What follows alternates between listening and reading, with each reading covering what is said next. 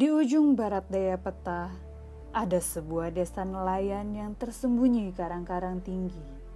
Desa tersebut didirikan di atas sebuah tebing, dan di kaki tebing terdapat pelabuhan kecil dan pasar terapung. Tebing tempat desa berada dikelilingi awan-awan putih, hingga kadang desa tersebut disebut negeri di atas awan.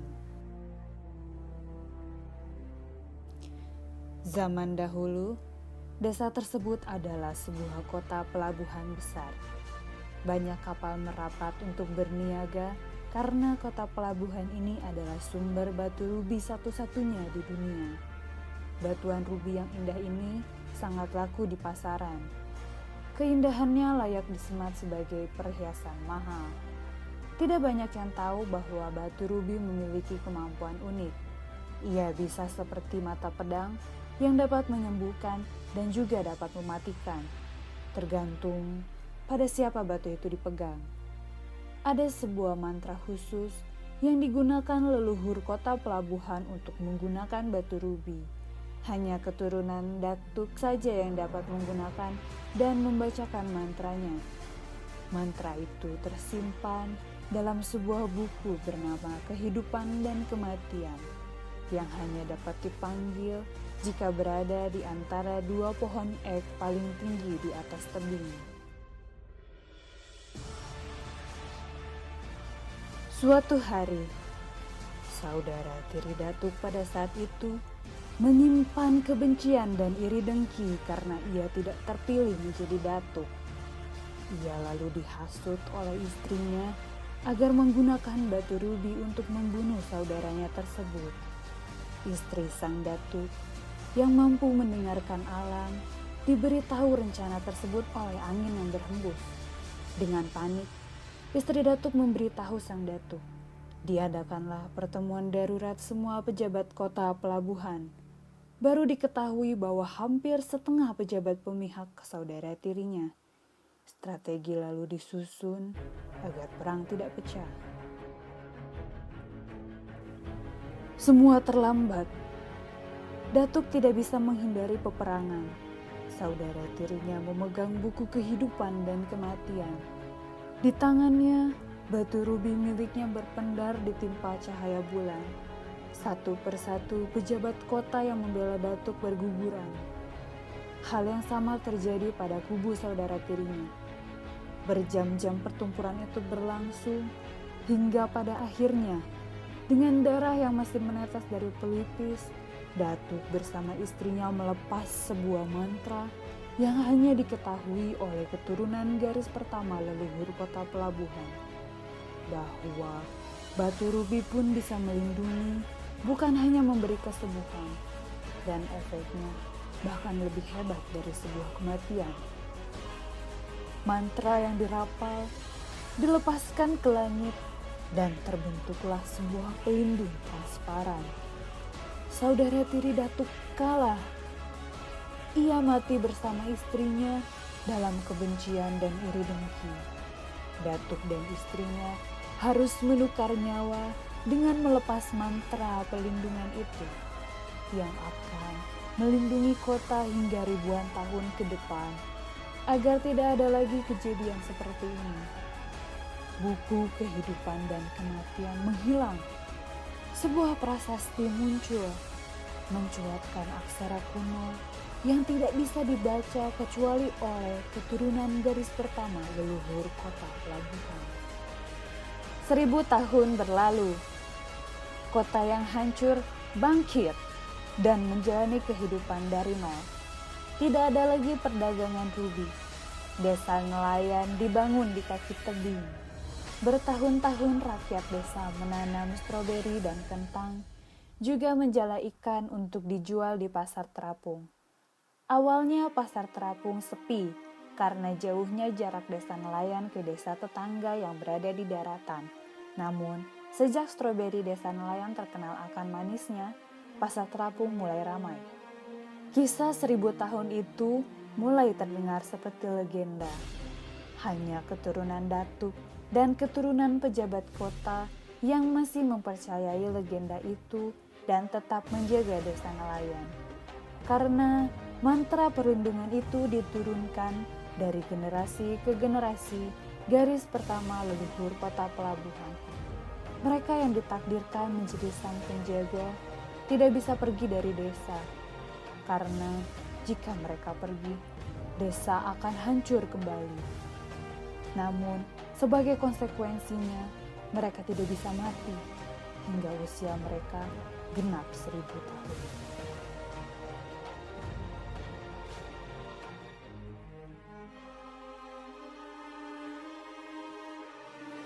Liza duduk di atas tebing sambil memandangi aktivitas di pasar terapung.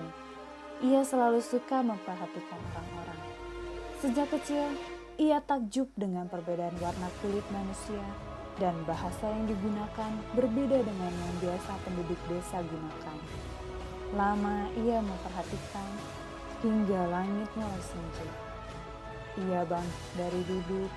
Sambil tersenyum, ia memandangi lautan yang luas yang melingkupi desanya.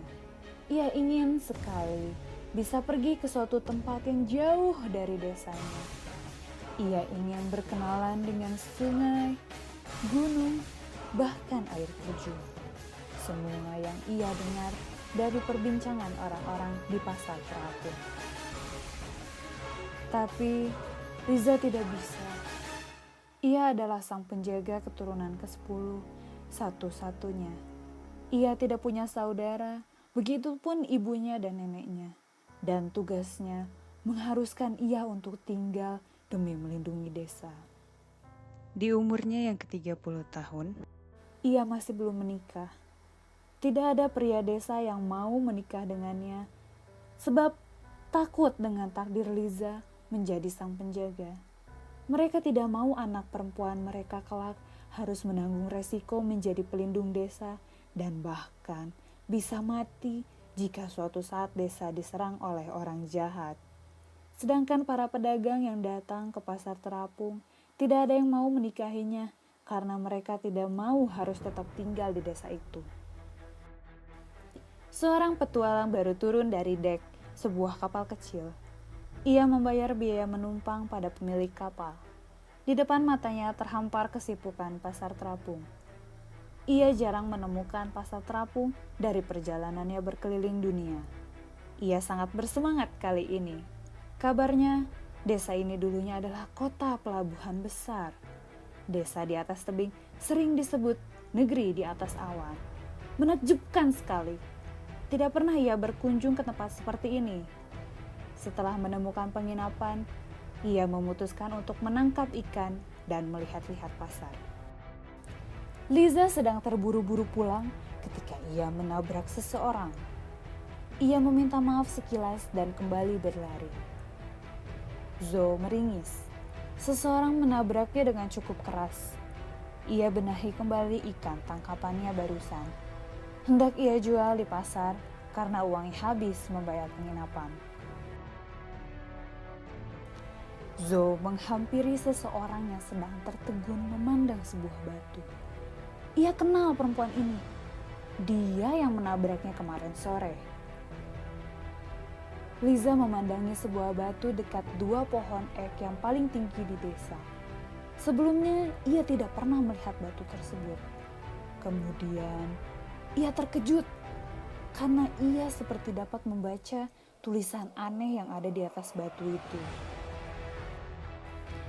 Isinya, 1000 tahun berlalu, sedih dengki akan bangkit.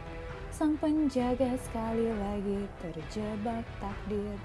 Peperangan tak bisa dihindari, pemanah dengan busur datang. Jika digagal, malam pekat akan berlangsung 1000 tahun lagi. Perlahan, tulisan itu lenyap. Liza bingung, namun tiba-tiba ia menggigil saat tersadar bahwa ini sudah 1000 tahun. Dan legenda itu benar adanya. Sebentar lagi, si iri dengki, saudara tiri leluhurnya akan muncul. Liza ketakutan, amat sangat ketakutan. Zo hendak menyapa Liza, namun keheranan saat menyadari tubuh Liza gemetar. Liza tersadar ada seseorang di belakangnya. Dengan cepat ia berbalik dan mengontrol rona mukanya. Zo menanyakan kondisinya yang gemetar, namun Liza menolak bercerita. Mereka lalu hanya saling berkenalan. Besoknya, mereka kembali bertemu secara tidak sengaja, dan pertemanan mereka dimulai. Zo mendengarkan cerita Liza dengan hikmat dan memberikan semangat kepada Liza, bahkan mau membantu Liza mengalahkan saudara tiri yang jahat itu. Seminggu kemudian, langit tiba-tiba menghitam. Angin berdesing dan membuat tornado kecil. Seluruh penduduk desa sudah diberitahu tentang hal ini. Mereka bersembunyi di rumah-rumah. Liza mondar-mandir di balai desa. Ia tidak tahu harus bagaimana. Tidak ada satupun orang yang dapat membantunya atau memberikan saran ia harus melawan dan melindungi desa dengan bagaimana. Legenda menyebutkan tentang buku kehidupan dan kematian. Ia pun sejak lahir sudah mengalungi rubi mungil peninggalan leluhurnya. Tapi ia tidak bisa menggunakan rubi itu tanpa buku. Dan buku itu sudah menghilang entah kemana. Tidak ada orang yang ia kenal yang pernah melihatnya. Jika kali ini ia gagal, desa ini akan hancur kembali dan harus menunggu kembali hingga 1000 tahun. Tiba-tiba muncul suara memanggil namanya dalam aksara aneh yang ia sendiri heran mengapa ia mengerti, sementara yang lain tidak mengerti. Suara itu seperti berasal dari masa lalu, namun tidak ramah, seperti penuh kebencian, dan wujud saudara tiri leluhurnya pun muncul. Dan sekali lagi, pertempuran tidak bisa dihindari. Liza menggenggam pedang bulan milik leluhurnya, maju dengan kepasrahan dan kesadaran untuk melindungi seluruh desa. Tiba-tiba dari Zo muncul cahaya keperakan. Ia menggenggam busur dan anak panah. Ternyata pemanah yang disebut dalam prasasti adalah Zo. Berdua mereka bahu-membahu mengalahkan saudara tiri yang jahat. Tapi mereka berdua sampai kehabisan nafas. Pedang Liza tidak mampu memotong angin dan panah Zo selalu patah oleh putaran angin. Di tengah kekalutan, di tengah doa Liza yang penuh harapan, ada suara lain dari masa lalu. Suara Datuk dan istrinya. Mereka menguatkan Liza dan membisikkan sebuah mantra. Tiba-tiba muncul buku kehidupan dan kematian di hadapan Liza. Rubinya bercahaya dengan indah. Sekarang ia mengerti bahwa buku tersebut harus dijemput dengan hati yang tulus. Liza mengucapkan mantra berkali-kali hingga ia dapat mengucapkan mantra tersebut dengan ketenangan jiwa. Suara Liza seperti berasal dari masa lalu. Namun, ada konsekuensi di setiap keputusan. Saudara tiri leluhurnya sekali lagi berhasil dikalahkan. Namun, medan pelindung di sekitar desanya seperti pecah. Kini Liza bukan lagi sang penjaga. Mantra perlindungan itu lepas. Kini, ia bisa mati sebelum umurnya 100 tahun. Kini, tak ada lagi perlindungan untuk desanya. Namun begitu, tak ada lagi bahaya mengancam desanya. Liza, kamu tahu, aku sudah mengetuk banyak pintu, namun tidak ada gadis yang mau membukakannya karena kecacatanku. Zo lalu menunjuk separuh mukanya yang rusak akibat kecelakaan. Lalu, Liza tersenyum.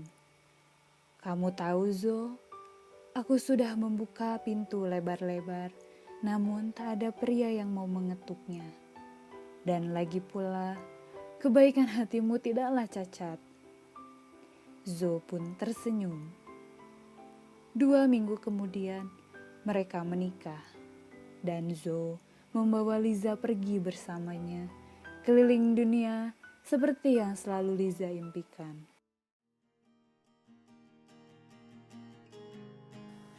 If I could wish for one thing, I take the smile that you bring. Wherever you go in this world, I come along. Together we dream the same dream. Forever I'm here for you, you're here for me. Oh, oh, oh. Two voices, one song.